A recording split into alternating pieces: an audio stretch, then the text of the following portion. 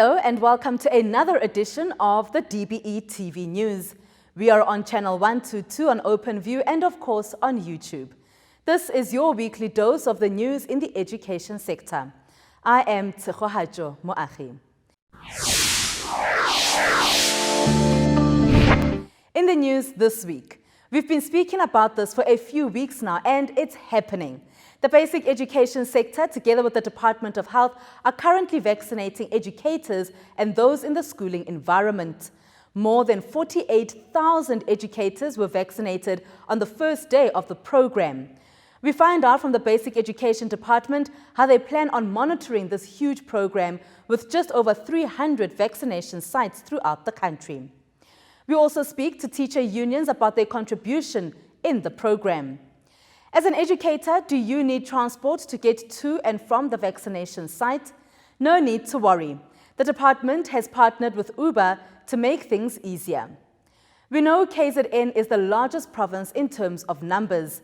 It has the most learners, teachers and schools. We speak to NEC Kwazim Shengu about their plans. But remember, you get to have your say too by sharing your thoughts with us on any story you'd like for us to cover on our Twitter pages at DBE_SA, at DBE TV News, Facebook, DBE SA, Instagram, DBE SA, and use the hashtag DBE News. We start with the good news. The COVID-19 vaccine rollout is currently underway in the basic education sector.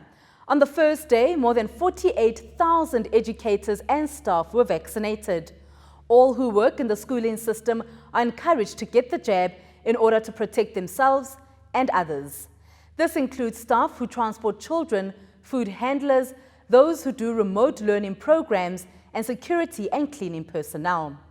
Minister Angie Motshekga has emphasized that receiving the COVID-19 vaccine is voluntary but highly recommended. With the support and guidance from the Department of Health, the vaccination program for DBE will unfold with immediate effect. And we're urging all our teachers to say, and everybody else who's in the sector, to say, let's pull all stops and make sure that we do vaccinate all of us in the sector. Dr. Granville will give more details around the vaccination program. It will start the Wednesday, the 23rd, which is next week, and continue until the 8th of July when we close our schools. We will be vaccinating all teachers in the PESA, which is where we register our educators, administrative and support staff, irrespective of age. We'll also be vaccinating, this I thought I should raise, was kept on me raised in the morning. We'll be vaccinating even teachers who are school governing body appointed teachers and those employed by independent schools. That's why we also had a meeting with them to make sure that we have a comprehensive program of all the educators in the sector. In total, for the next 10 to 14 days, we plan to have almost 582,000 people in the sector vaccinated. And there are stringent guidelines which we have been given by health that if you are on a PESA, your details have already been captured on the electronic vaccination data system. Also, we have received the list of LGB appointed educators and from independent schools, but also using the information that we have from SAIS.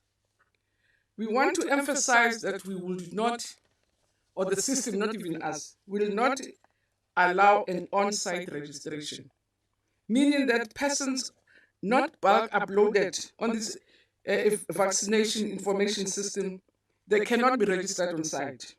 Therefore, which means they won't be vaccinated. And this should, if it should happen that you are not vaccinated, you have to go and register and come back having been registered on the system. The Department of Health and Basic Education at provincial and district levels will work together to link schools with the identified vaccination sites which have already been agreed on.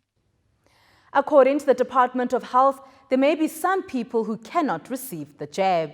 If you have had contracted COVID-19 in the past 30 days, health says you can't be vaccinated. If you already have been vaccinated like myself, with Pfizer or under the Sisonke program, you can't be vaccinated again. And any person who had received a flu vaccine in the past 14 days won't be vaccinated. This is by far the biggest project the department has undertaken to vaccinate over 500,000 people in 10 to 15 days. So, how will this project be monitored? Let's find out. It's quite a massive process, and that has to be undertaken over a short period of time. So obviously, our success depends on our ability to collaborate with other partners within the sector. So we are in conversation with our provinces who are at the forefront of this process, because they are the ones who have schools and who employ teachers. So we'll be working together with our provinces to make sure that our officials are down on the ground on the day the vaccination starts.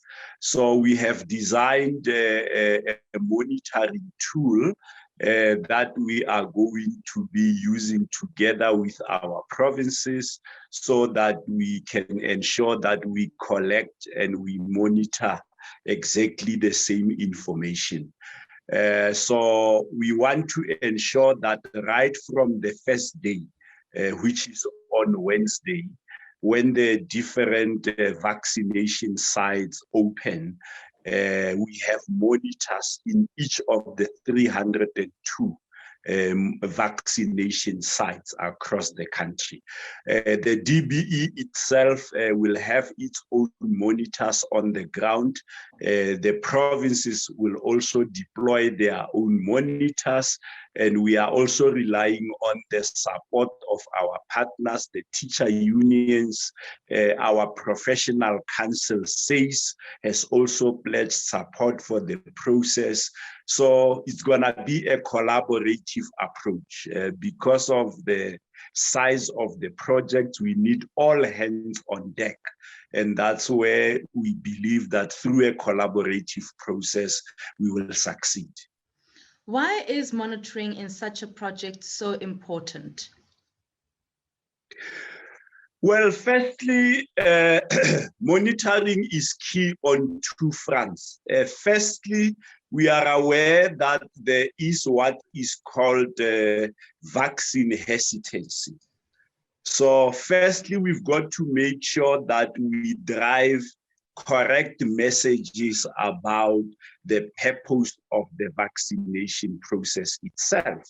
So we have to encourage, firstly, our teachers to avail themselves for the vaccination process and alert to them the importance of embarking on such a process. So that's the first thing.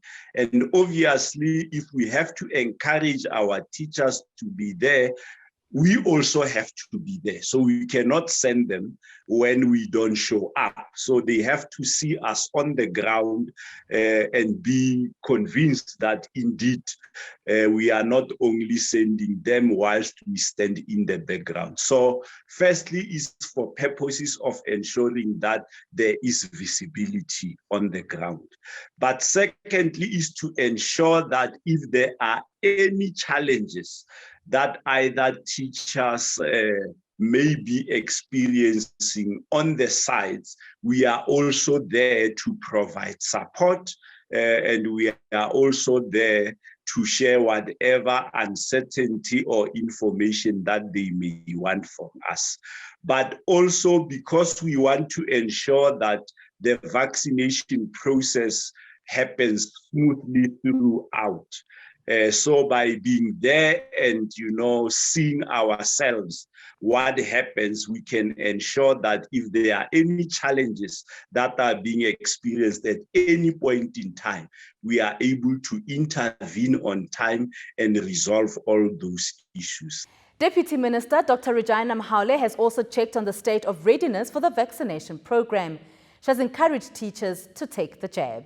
So we're also motivating teachers, and we remind them to go and vaccinate We remind them to go and vaccinate, and that they must not listen to the negative comments by other people who tell them that the vaccine is not good, the vaccine is that and that. And I like the spirit of the teachers. They took that in a positive spirit. And we believe that when the vaccination process has started, they will all go and vaccinate. I am a nurturer, like you. Real men stand against gender-based violence. I get hurt, like you.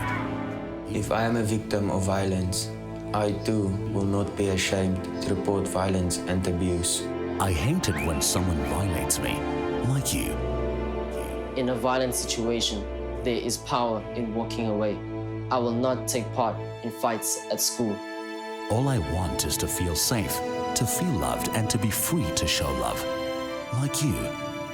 I cry when I'm hurt, because to feel is to be human. I pledge to be more open about my emotions. Make it part of the new normal for young boys to be nurtured and loved, to freely express themselves and to show love in a safe, inclusive way. We have different gender identities, but first, we are human. If you need assistance to help your child, contact Childline on 08000 55 555. Welcome back. We have been focusing on the vaccination rollout program within the basic education sector. I had a discussion with teacher unions who have welcomed this program.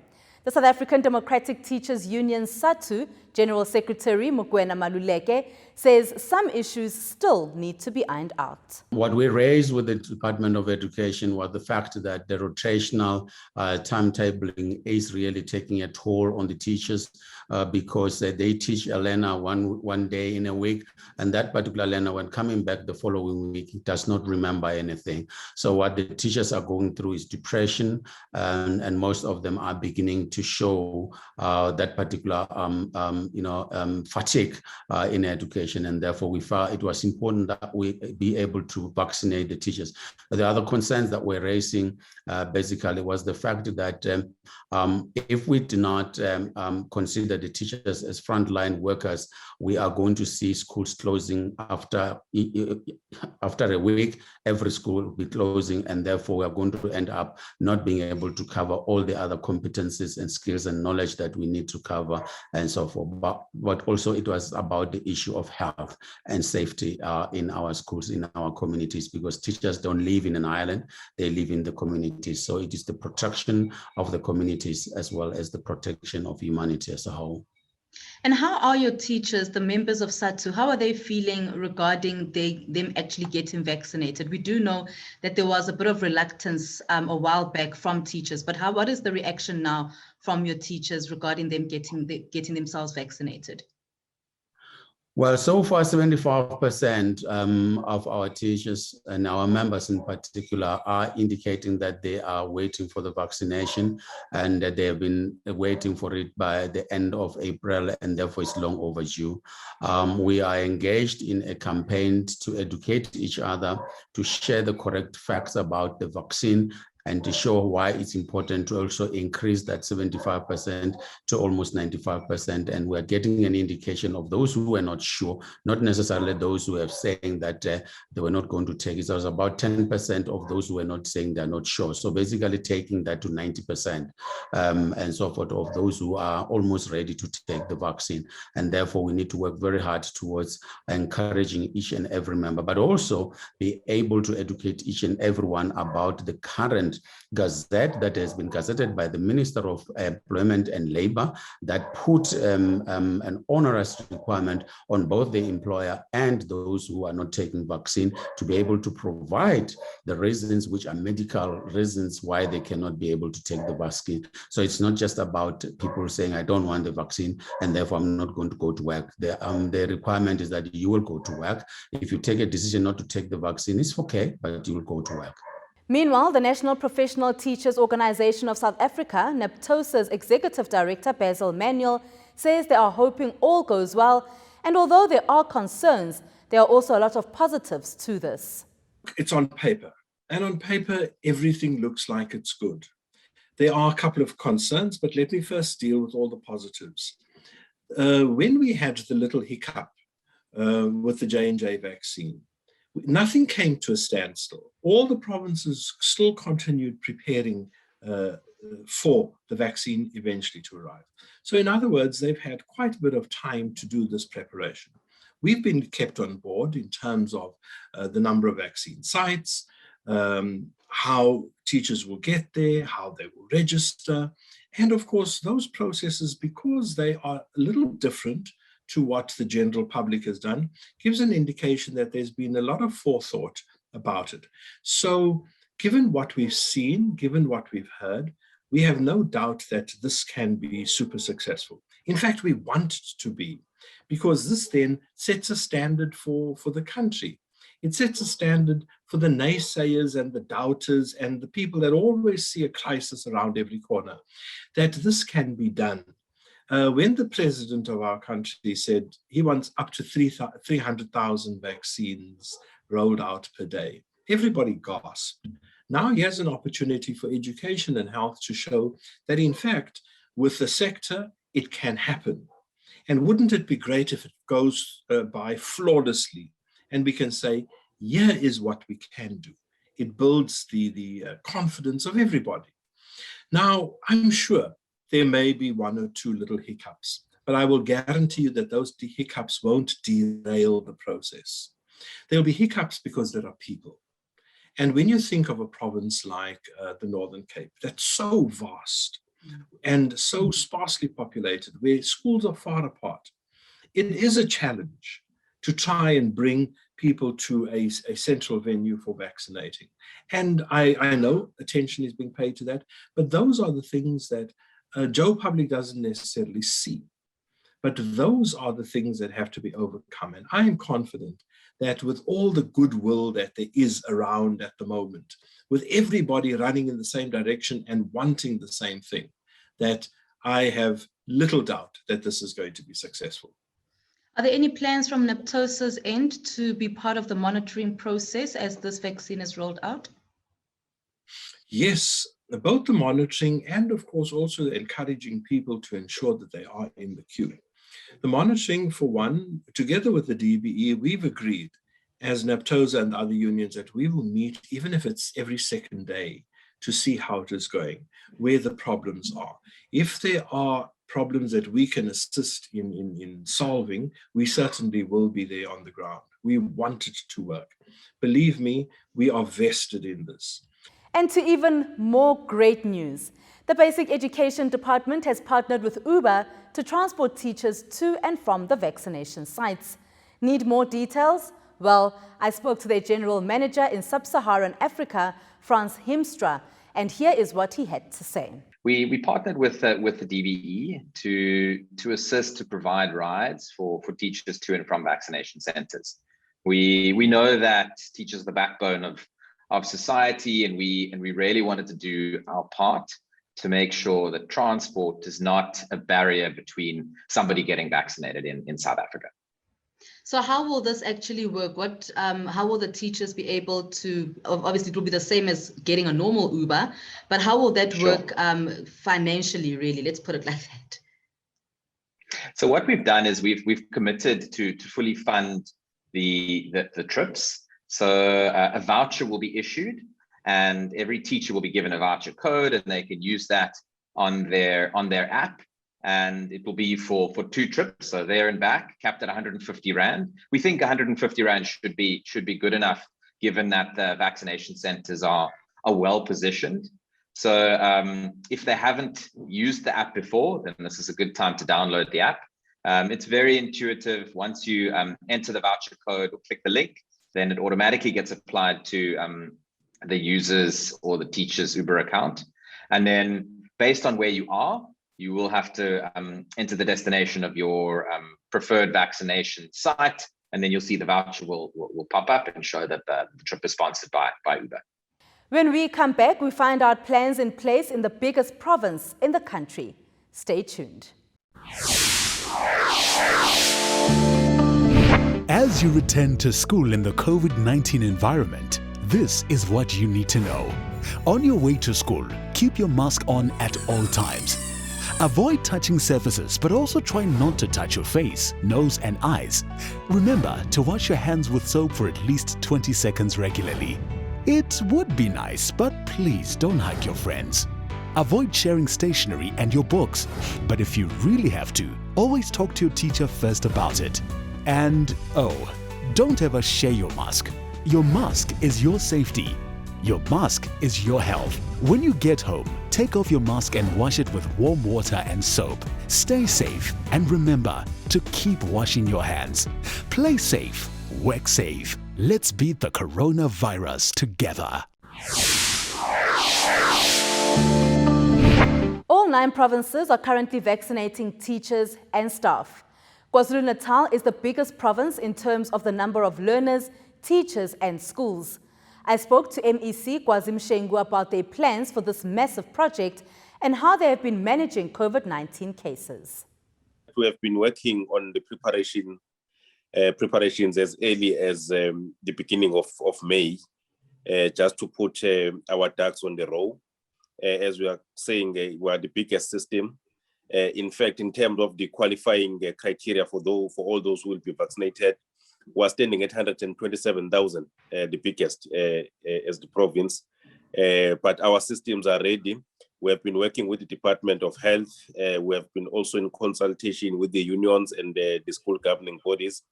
And what is quite pleasing is that we are all in sync and singing from one hymn book in terms of the fact that we are calling on all educators to vaccinate, even though we know that this is a voluntary program. But we think that it is only safe for all of them to really vaccinate. We have set up, together with the Department of Health, about 70 vaccination points in the province across all the districts. And currently the team is finalizing the scheduling of schools so that they can also alternate in attending to these vaccination centers, because we do want to make sure that there is a very minimal disruption of teaching and learning. So that is the process that we are finalizing today. But in essence, we are quite ready as the province. I'm glad that you keep mentioning the relationship that you have with the Department of Health, because if you think about it, it does seem like KZN was one of the first provinces that was very eager to have this rollout starting, especially because of that leak that we saw from the letter from the Department of Health to the Department of Education. So I'm glad that that relationship is still ongoing. But what are some of the challenges that you think you might face as you work together with the department? Some of the challenges that you seem to have concluded together that could possibly arise? Well, obviously now the issue will be on the implementation when our systems are actually put into implementation.